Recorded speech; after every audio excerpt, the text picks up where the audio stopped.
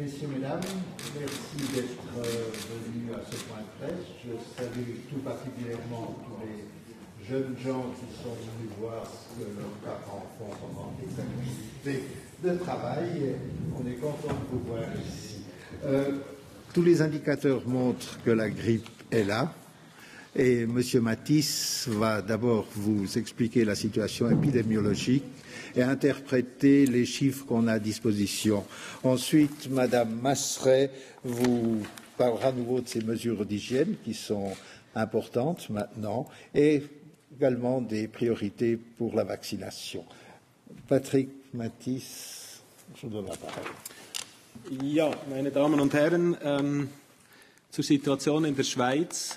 Was wir letzte Woche noch basierend vor allem auf den obligatorischen Meldungen der laborbestätigten Fällen gesagt haben, nämlich dass die Grippewelle, die Pandemiewelle die Schweiz erreicht hat, das bildet sich jetzt auch im Sentinella-System ab, im Überwachungssystem, das auf Hausärzten basiert. Dieses System hat erfahrungsgemäß einen kleinen Timelag.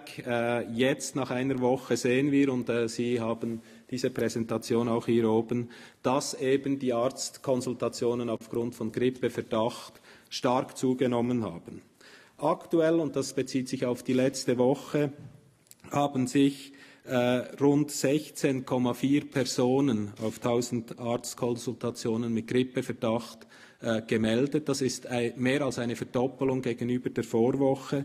Bedeutet, dass etwa 142 Arztkonsultationen pro 100.000 Einwohner vorgenommen wurden in Bezug auf die Grippe. Und das nächste Bild vielleicht, was wir im Sentinella-System sehen wir noch einmal sehr, sehr deutlich auch bei den laborbestätigten Fällen im Vergleich zur Vorwoche haben sich die Zahlen noch einmal verdoppelt. Wir sind also jetzt wirklich in einer exponentiellen Wachstumsphase. Die Pandemiewelle in der Schweiz ist da, hat begonnen.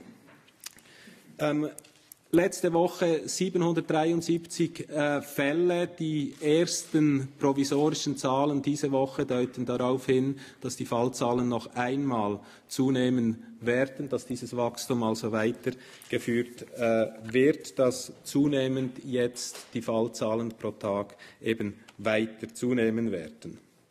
In Bezug auf die Verteilung, und vielleicht das nächste Bild, haben wir vor allem letzte Woche Genf und Tessin gehabt. Hier natürlich immer noch eine hohe Aktivität, aber Sie sehen, dass die ganze Schweiz jetzt doch langsam Richtung rötlicher Ton geht. Die Grippe breitet sich in der Schweiz aus. Die sämtliche Kantone, ganz wenigen Ausnahmen, sind betroffen, beobachten zunehmende Fallzahlen. Und vielleicht noch ein letztes Bild zur Schweiz. Die Altersverteilungen. Und ich glaube, dass wir aus diesem Bild doch etwas Interessantes ablesen können, waren vor der Woche 43, also seit Ausbruch und dann vor allem über den Sommer, vor allem die Altersgruppen von 20 bis vielleicht 40 Jahren betroffen. So sehen wir jetzt, dass die Zunahmen vor allem in den jüngeren Alterskategorien bis 19 Jahren zu beobachten sind. Erklären kann man dies damit, dass während den Sommermonaten die Fälle ja primär importiert wurden und die Reisetätigkeit ist naturgemäß in den Alterskategorien eben von 20 bis 40 Jahren am höchsten. Dementsprechend die Fallzahlen in dieser Zeit vor allem in diesen beiden Alterskategorien. Jetzt sehen wir, und das widerspiegelt sich, Ausbrüche in Schulen. Wir hatten 18 Häufungen in der letzten Woche, die in Schulen stattgefunden haben. Dementsprechend eben die Kinder und jungen Erwachsenen, die im Moment vor allem betroffen sind, etwas, das man in anderen Ländern ähnlich sieht. Wie sieht es aus in Bezug auf die Hospitalisationen, auf die Fälle, die gravierender verlaufen. Wir hatten in der letzten Woche 15 neue Hospitalisationen zu vermelden. Aktuell, und da beziehe ich mich bereits jetzt auf Daten von gestern Abend, sind 12 Personen in Intensivpflege. Letzte Woche, und das ist das, was Sie auch auf dem Lagebericht sehen werden, der jetzt online gestellt wurde, waren es 11 Personen, die einer Intensivpflege zugeführt werden mussten. International, respektive im europäischen Umfeld, sieht es ganz ähnlich aus wie in der Schweiz. Die meisten europäischen Länder beobachten jetzt massive Anstiege der Fallzahlen. Die ganze Nordhalbkugel wird nach und nach betroffen. Es folgt ein Land dem anderen. Was wir auf der Südhalbkugel beobachtet haben im Sommer, wiederholt sich in sehr ähnlicher Art und Weise jetzt auf der Nordhalbkugel. Das ein kurzer Überblick über die aktuelle Situation und ich gebe das Wort weiter. Merci Patrick. Virginie. Bonjour. En effet, donc la vague pandémique débute. Ce n'est pas un tsunami, c'est une vague et elle débute seulement. Donc elle n'est pas encore en train de couvrir l'entier du pays de manière intense. C'est pas un état d'urgence. C'est pas, il n'y a pas lieu de paniquer ou de modifier complètement le mode de vie et de vie sociale, mais c'est clairement le moment de mettre en œuvre les mesures d'hygiène qu'on a recommandées depuis des mois. Il s'agit essentiellement du lavage des mains. Pourquoi les mains? Parce que c'est avec les mains qu'on transporte le plus souvent les virus. Les virus sur les mains, on les transmet à d'autres personnes, on les dépose sur les surfaces. Les virus sur les mains, on s'en inocule en se touchant les yeux, le nez, la bouche, et c'est pour ça que c'est le moyen le meilleur de prévenir la transmission.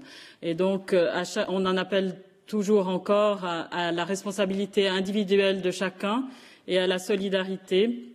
On ne va pas pouvoir interrompre l'épidémie par ces mesures, c'est bien clair, mais on va pouvoir en limiter l'impact et l'ampleur et surtout protéger les personnes qui sont à risque accru de complications. Ça peut être vous, ça peut être moi. Parmi nous, on ne sait pas qui est plus à risque de complications car ce n'est pas affiché sur la tête des gens et c'est nécessaire d'avoir le respect et la solidarité pour prendre les mesures qui permettent de réduire le risque de transmission, le risque d'infection à ces personnes. Et puis, bien sûr, on a les vaccins maintenant. Ils ont été distribués dans tous les cantons. C'est vrai qu'on n'en a pas encore pour tout le monde.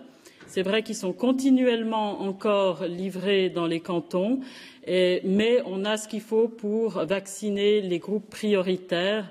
Et j'aimerais encore une fois répéter qui est prioritaire actuellement, parce qu'il y a encore des confusions, bien qu'on les répète plusieurs fois.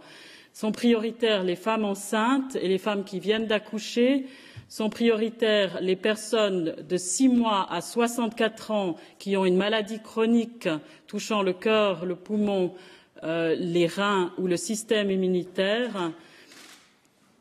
Et ce sont les prématurés qui n'ont pas encore l'âge de 2 ans. Et ce sont les personnes qui vivent sous le même toit que ces personnes, c'est-à-dire les personnes qui vivent sous le même toit que des femmes enceintes, des malades chroniques, des prématurés. Et aussi les personnes qui vivent sous le même toit que des nourrissons de moins de 6 mois, parce que les nourrissons de moins de 6 mois ne peuvent pas être vaccinés et sont vulnérables. Et puis c'est aussi les professionnels de santé qui sont en contact avec des malades et les personnes qui ont une activité professionnelle en contact avec des nourrissons de moins de 6 mois. Alors, vous savez, un seul des vaccins autorisés en Suisse est approprié pour les femmes enceintes et les enfants. Il y en a 240 000 doses en Suisse. Elles ont toutes été distribuées dans les cantons. Et donc, ce vaccin, Faucetria, est vraiment réservé aux enfants qui appartiennent à ces groupes à risque. Alors, qu'est-ce qui se passera ensuite, puisque ça inquiète beaucoup de personnes de se dire mais qu'est-ce qui va se passer une fois que c'est épuisé? Je peux vous assurer qu'on est en train de finaliser une solution et cette solution sera communiquée la semaine prochaine. C'est juste une question de jours. Et donc, il ne faut pas paniquer si on a l'impression que les stocks dans les cantons s'épuisent. En principe, il y en a clairement assez. Ce qui est difficile à estimer, c'est le nombre d'enfants qui appartiennent à des foyers où il y a des personnes à risque accru de complications. Et puis, ce qu'il faut savoir aussi, c'est que les deux vaccins sont aussi sûrs l'un que l'autre. Le Pandemrix et le Focetria sont sûrs. La raison pour laquelle seul le Focetria est autorisé pour les enfants et les femmes enceintes, c'est qu'on a beaucoup plus de données concernant l'adjuvant du Focetria. Mais le Pandemrix est également sûr, aussi sûr pour les personnes de plus de 18 ans, selon les évaluations de Swissmedic. Swissmedic continue à recevoir des données et va mettre à jour ces autorisations aussitôt que les données sont suffisantes pour élargir l'autorisation à d'autres groupes.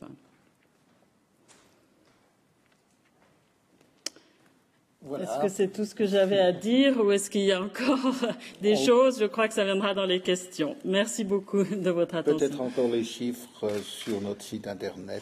Ah oui, on voulait aussi vous en effet communiquer que la population est très intéressée par les informations qu'on met à disposition sur notre site Internet.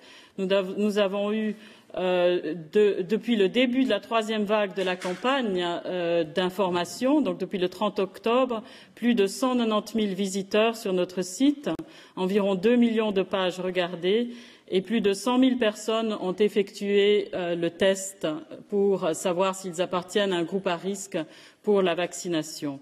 Malgré cela, il y a encore beaucoup de demandes d'informations et nous espérons que les gens continuent à venir sur notre site et continuellement nous l'adaptons aussi pour rendre les informations plus facilement accessibles. Merci. Voilà, merci Virginie. On va passer aux questions. Oui, madame. J'ai une question concernant le prix de la vaccination. Il semble que la FMH ait donné son accord au prix unitaire qui a été négocié. J'aimerais savoir si c'est exact et si oui, quel est le prix, quel est le montant de ce prix. Donc le vaccin est gratuit. Le vaccin est mis à disposition par la Confédération, entièrement payé par la Confédération. Ce qui est payé par l'assurance maladie, c'est l'acte de vaccination, donc l'acte médical.